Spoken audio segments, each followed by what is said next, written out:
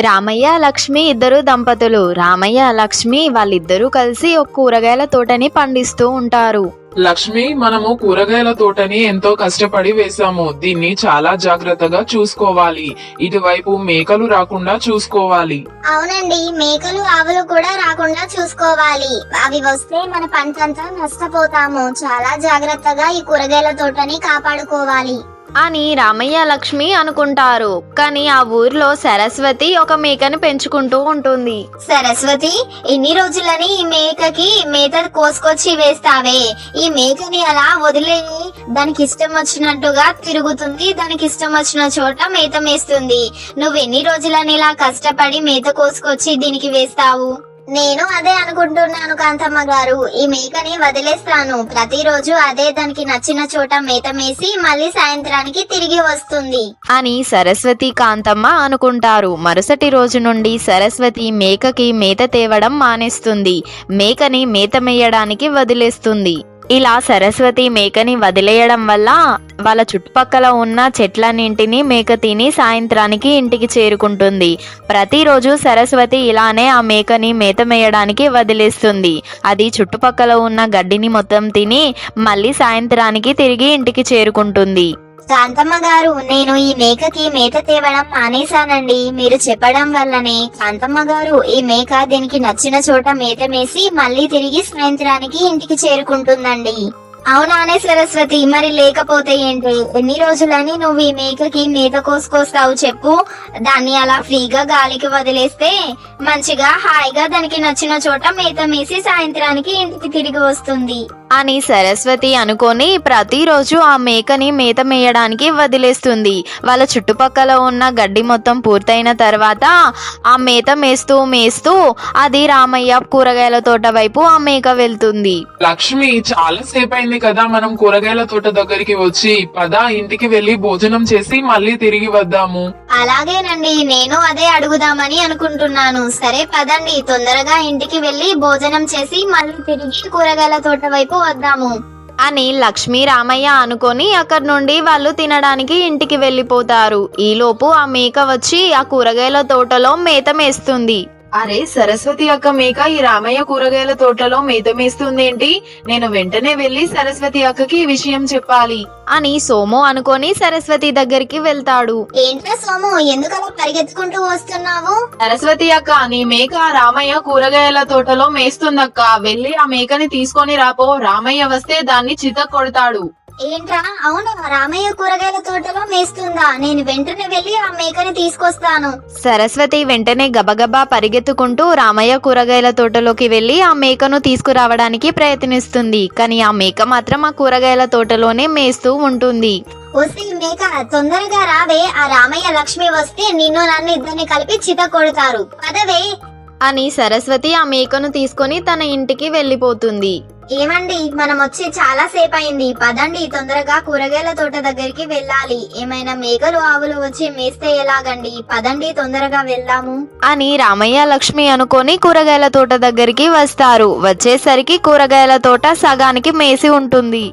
అరే, ఇదేంటి లక్ష్మి, మన కూరగాయల తోటని ఏదో మేసినట్లు ఉంది. ఆవు మేసి ఉంటుందా, మేక మేసి ఉంటుందా? ఏమోనండి, నాకు అదే అర్థం కావట్లేదు. మనం వెళ్ళేటప్పుడు ఇటువైపుగా ఏ ఆవు మేకలు కూడా లేవు. అలాంటప్పుడు ఈ కూరగాయల తోటని ఏది మేసి ఉంటుందండి? తెలియట్లేదు లక్ష్మి, కానీ ఎవరేదో మేకను ఆవో మేసి ఉంటుంది. జాగ్రత్తగా చూసుకోవాలి కదా మేకలను ఆవులను పెంచుకునేవారు. ఇలాగే మంది చేన్లలోకి పంపించి వాళ్ళ కూరగాయల తోటలన్నింటినీ నాశనం చేపిస్తున్నారు దొంగ వెధవలు. ఎవరి కోసం చదువుకుంటున్నారో తెలియట్లేదు ఆ మేకలను ఆవులను. అవునండి, ఎవరి గండాలు సాదుకుంటారు? ఆ మేకలను ఆవులను మన గండాలనే సాదుకుంటారా?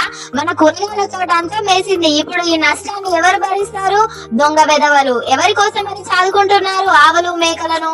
అని రామయ్య లక్ష్మి వాళ్ళు చాలా సేపు తిడతారు. మరుసటి రోజు సరస్వతి యథావిధిగా ఆ మేకని మేత మేయడానికి పంపిస్తుంది. ఏ మేక, ఈ రోజు నువ్వు రామయ్య కూరగాయల తోటలోకి వెళ్ళకు. ఒకవేళ వెళ్ళినా కూడా వాళ్ళు లేని సమయంలో వెళ్ళి నీకు కడుపు నిండా మేత మేసినాకనే ఆ కూరగాయల తోట నుండి తిరిగిరా. సరేనా? నిన్న నువ్వు వాళ్ళ కూరగాయల తోటలో కడుపు నిండా మేసావు. ఈ రోజు కూడా వాళ్ళు లేని సమయంలోనే వాళ్ళ కూరగాయల తోటలో మేత మేయి. అని సరస్వతి ఆ మేకని మేత మేయడానికి వదిలేస్తుంది. మేకతో మాట్లాడిన మాటలన్నింటినీ లక్ష్మి అక్కడే పక్కన ఉండి వింటుంది. అంటే నిన్న మా కూరగాయల తోటని మేసింది సరస్వతి మేకనా? నేను వెంటనే వెళ్ళి రామయ్యకి ఈ విషయం చెప్పాలి అని లక్ష్మి రామయ్య దగ్గరికి వెంటనే గబగబా నడుచుకుంటూ వెళ్తుంది. ఏమండి, నిన్న మన కూరగాయల తోటని మేసింది ఏంటో అని మనం అనుకున్నాము కదా, అదేదో కాదండి, మేక మేసిందండి. ఆ మీకెవరిదో కాదు, మన ఊర్లో సరస్వతి ఉంది కదా, సరస్వతి మేకేనండి మన కూరగాయల తోటని మేసింది. ఈ రోజు కూడా సరస్వతి మన కూరగాయల తోటని మేయమని పంపించింది ఆ మేకని. ఏంటి లక్ష్మి నువ్వు చెప్తుంది నిజమా? అవునండి, మన కూరగాయల తోటకి నీరు పడుతుందా లేదా అని వెళ్లి చూడ్డానికి నేను సరస్వతి ఇంటి ముందు నుండి నడుచుకుంటూ వెళ్తున్నానండి. అప్పుడు సరస్వతి మేకతో మాట్లాడుతుండగా నేనే విన్నాను, నిన్న మన కూరగాయల తోటని మేసింది ఆ సరస్వతి మేకేనంటండి. నిన్న కడుపు నిండా మేసావు, మళ్ళీ ఈ రోజు కూడా రామయ్య లక్ష్మి లేని టైంలో వాళ్ళ కూరగాయల తోటని కడుపు నిండా మేసి ఇంటికి తిరిగిరా అని ఆ మేకకి చెప్పి పంపించిందండి. అవునా? అసలు సరస్వతికి బుద్ధి జ్ఞానం అనేది ఏదైనా ఉందా? నిన్ననే కదా మన కూరగాయల తోటని మేసిందని చాలా తిట్లు తిట్టాము. కనీసం ఆ కూరగాయల తోట వాళ్ళు తిడతారు అనే జ్ఞానం కూడా లేకుండా ఈ రోజు కూడా కూరగాయల తోటలో ఆ తోట యజమాని లేనప్పుడు మేసిరా అని ఎలా పంపించింది? ఆ సరస్వతికి అసలు బుద్ధి జ్ఞానం ఏదీ లేనట్లు ఉంది. దాన్ని తర్వాత తిట్టొచ్చు కానీ ముందు వెళ్ళి ఆ మేకని మన కూరగాయల తోటలో మేయకుండా వెళ్ళగొట్టాలి. పదండి వెళ్దాం. అవును లక్ష్మి, పద వెళ్దాం అని రామయ్య లక్ష్మి పరిగెత్తుకుంటూ వాళ్ళ కూరగాయల తోట దగ్గరికి వెళ్తారు. వెళ్ళేసరికి మేక కూరగాయల తోటని మేస్తూ ఉంటుంది. రామయ్య లక్ష్మిని మేక చూసి ఆ కూరగాయల తోట నుండి పారిపోతుంది. చూసావా లక్ష్మి, ఆ సరస్వతి లాగే ఈ మేక కూడా ఎన్ని దొంగబుద్ధులు ఉన్నాయో. మనం వచ్చేసరికి అది మేత మేసింది, మళ్ళీ మనల్ని చూసి అది మేత మేయడం మానేసి కూరగాయల తోట నుండి పరిగెత్తుకుంటూ వెళ్తుంది. అవునండి, మనము ఎన్ని రోజులని ఇలా కాపలాగా ఉంటాం చెప్పండి? అది ఏదో ఒకసారి మనం లేని టైంలో వచ్చి మన కూరగాయల తోటని మేస్తుంది. దీనికి ఏదైనా ఒకటి శాశ్వత పరిష్కారం చేయాలి అండి. ఏదైనా ఆలోచించండి మీరు. అవును లక్ష్మి, నువ్వు చెప్పింది కూడా నిజమే. పద సరస్వతి ఇంటి ముందు నుండి నడుచుకుంటూ మాట్లాడుకుంటూ వెళ్దాం. మనం మాట్లాడే మాటలకి సరస్వతి మేకను బయటకి మేతకు వదలాలన్నా భయపడాలి. పద సరస్వతి ఇంటి ముందు నుండి వెళ్దాం అని రామయ్య లక్ష్మి అనుకొని సరస్వతి ఇంటి ముందు నుండి నడుచుకుంటూ మాట్లాడుతూ వెళ్తారు. లక్ష్మి, గత 2 రోజుల నుండి మన కూరగాయల తోటలోకి ఎవరిదో మేక వస్తుంది. ఆ మేకని ఎన్నిసార్లు వెళ్ళగొట్టినా కూడా మళ్ళీ వస్తుంది. ఇలాగైతే మనకు చాలా కష్టంగా ఉంటుంది. రేపు మనము 2 కత్తులు తీసుకొని మనము కూరగాయల తోట దగ్గరికి వెళ్దాము లక్ష్మి. ఆ మేక మేయడానికి వస్తుంది కదా, దాన్ని అక్కడే కోసి పోగులు వేసి హాయిగా మనం కూర వండుకొని తిందాం లక్ష్మి.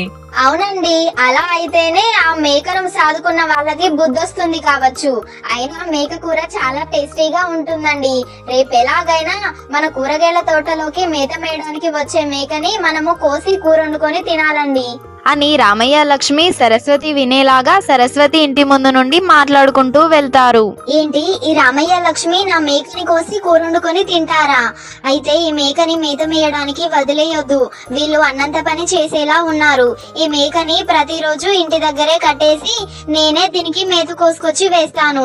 అనవసరంగా కాంతమ్మ మాటలు విని నేను ఈ మేకని మేత మేయడానికి వదిలేశాను. ఇలాగే ఎవరో ఒకరు నా మేకని కోసి కూర వండుకొని తింటే నేను నష్టపోవాల్సి వస్తుంది. ఏదైతే ఏముందిలే, కష్టం చేయందే ఫలితం దక్కుతుందా?